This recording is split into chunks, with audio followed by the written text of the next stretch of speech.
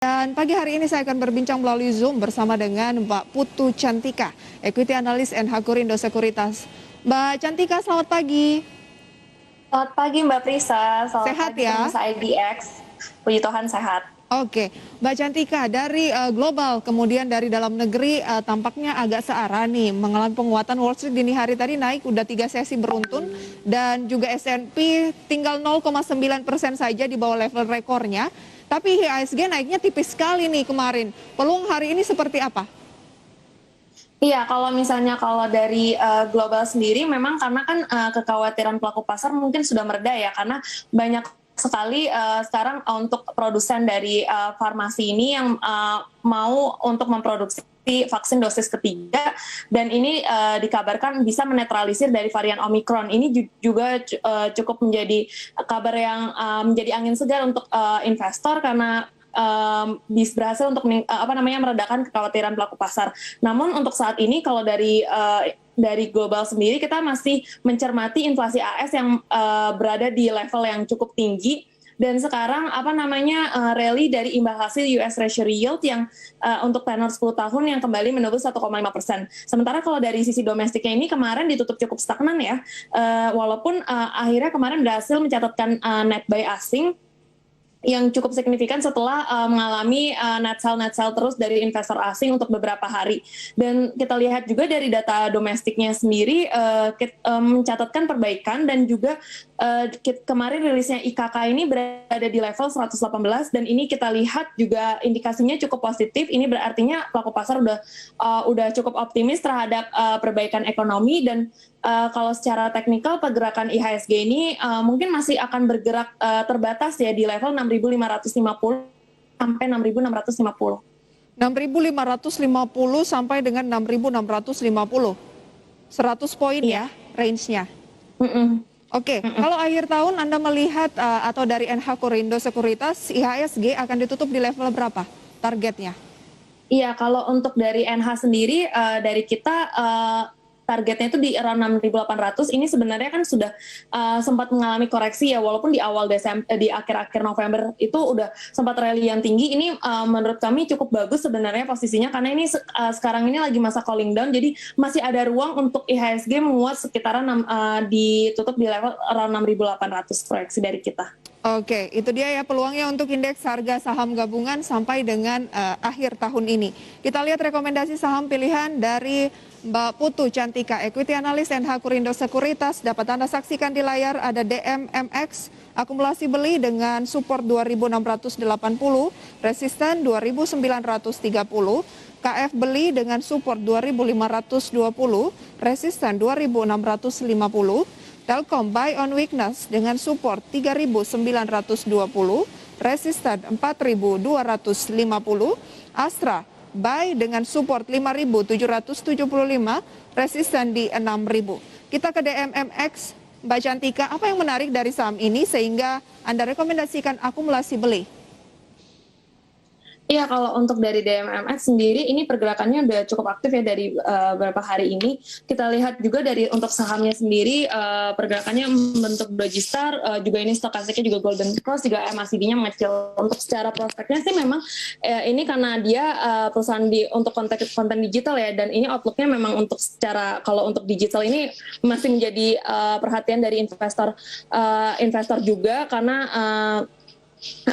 katalisnya cukup positif. Jadi ini kita lihat dengan volumenya yang juga lumayan cukup kuat. Untuk kemarin kita masih rekomendasikan untuk akumulasi buy sih. Oke, akumulasi beli DMMX pemirsa ya dengan target di 2.930,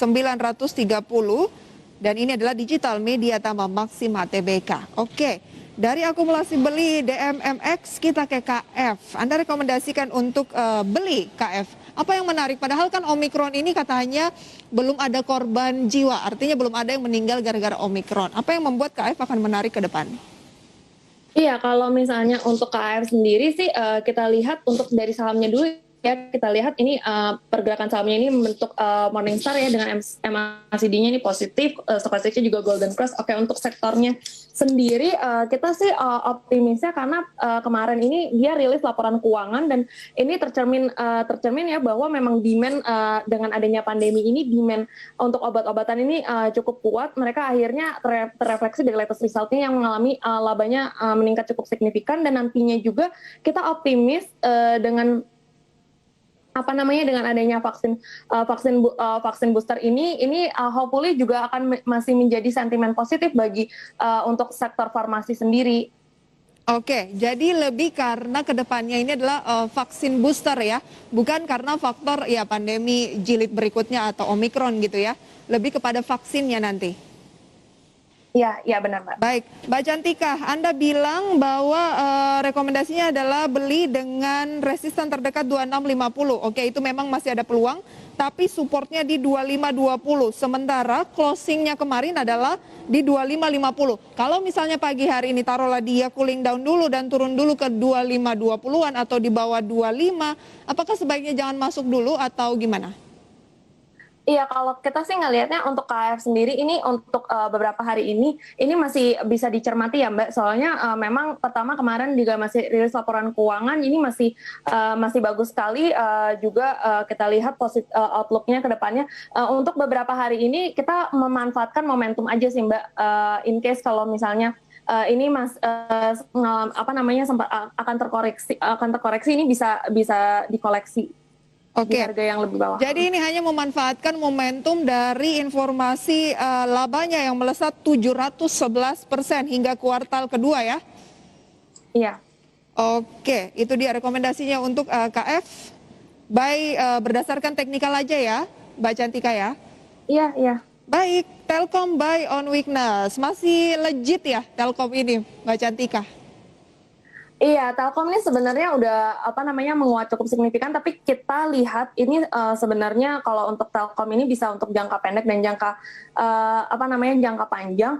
Untuk Telkom sendiri sih ini MACD-nya positif juga, dan ini kita lihat prospeknya ini masih cukup bagus Mbak, karena Telkom ini masuk di segmen korporasi, ini akan difokuskan ke segmen korporasi untuk B2B dan juga untuk Telkomselnya di B2C. Prospeknya ini cukup solid, dan juga kemarin dengan adanya Mitratel, hopefully ini outlook ke depannya cukup bagus. Oke. Dan dari berita terakhir yang diperoleh ya dari Telkom ini tampaknya bekerja sama bersama dengan Indofarma ya.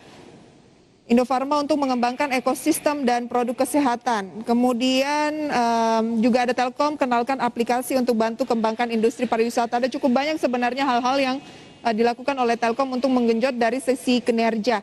Oke, target Anda di 4250. Kalau itu berhasil, target selanjutnya untuk Telkom di level berapa?